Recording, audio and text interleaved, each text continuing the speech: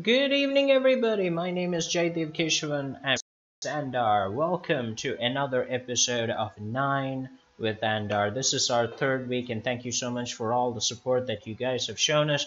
It's a pleasure to be here with all of you, and today we'll be playing Rise of Ruins, which is a PC game created by Raymond Dorr. It was published by 60 Gig Games. It's a city building strategy video game, which is actually tower defense game as well. So, without further ado, we will get on in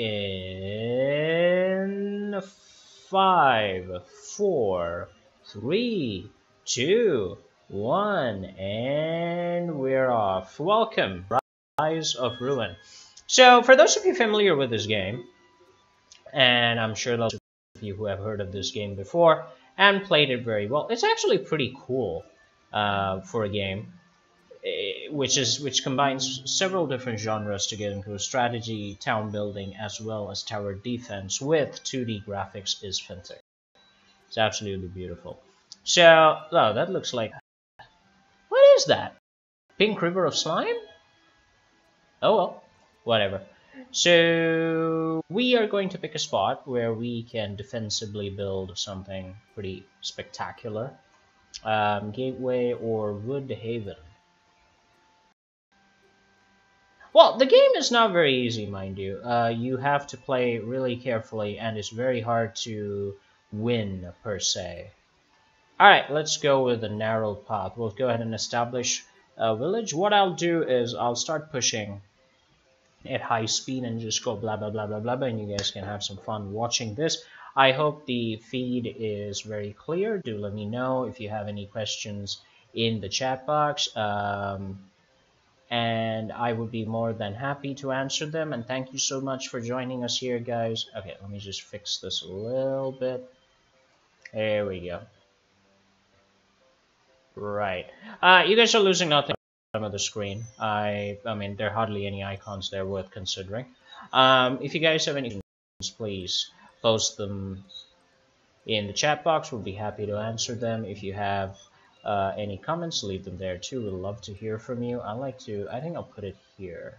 There's not a lot to comment. There's not a lot to show there anyway. Yeah, so let's do that. Let's get underway. I think the feed is spectacular, and we'll choose a nice place in which to pop down.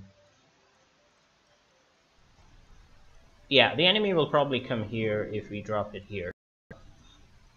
Right, so that's what we're gonna do. Oh wow, look at how dark it is out here. Like super dark. Okay, so we have to do a kind of tower defense kind of system.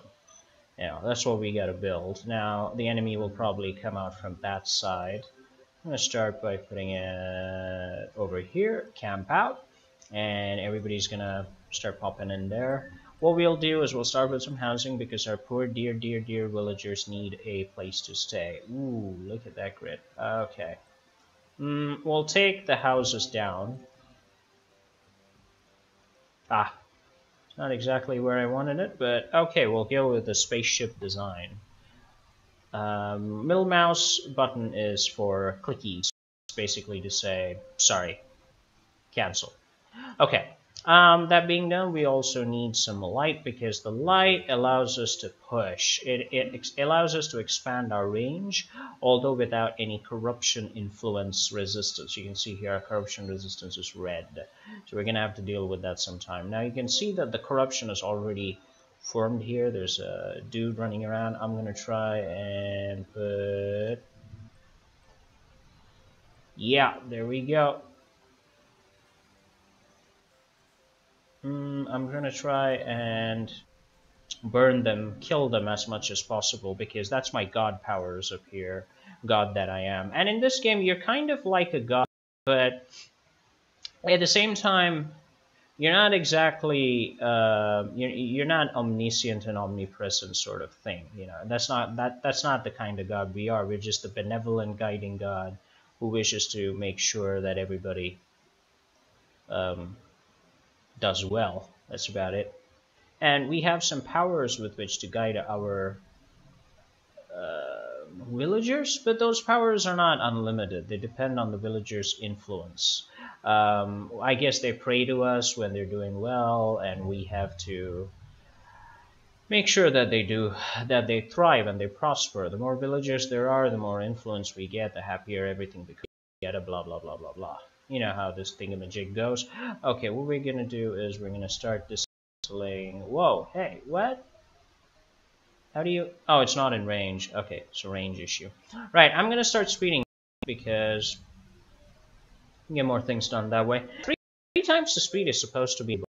I don't know how that is. And we can also use our power. Use to 2. It'll be slightly that way. We can also use our power to pick up stuff and put it in here for our people to use. So that's what I'm gonna do. I'm gonna stuff and just drop it here. Drop. You have to do a lot of micromanagement, and the reason that I'm hurrying a little bit is that I also want to make defenses. So let's go with walls, and we have a wooden fence. What I want to do is I want to make like a line through which the monsters have to come in and they get shot by the towers. That's basically the idea, right? Now monsters can cross water. What they can't cross is wood. We're going to try and keep that place as the boundary. Okay. Let's see. One. Yeah, I'm coming in a way my towers have an ability to shoot them, and they need a lot of space. Just building like this.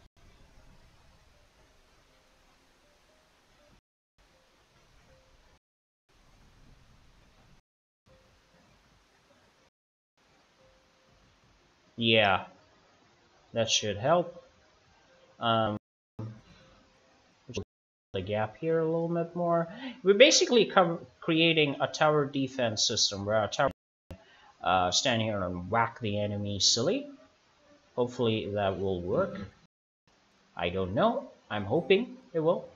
God help it doesn't.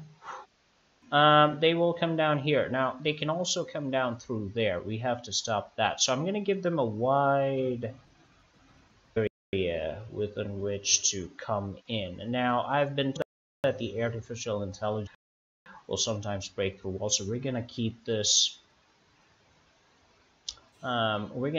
forest the way it is to create a border, boundary, so to speak. Once they come in, and then things will be very interesting.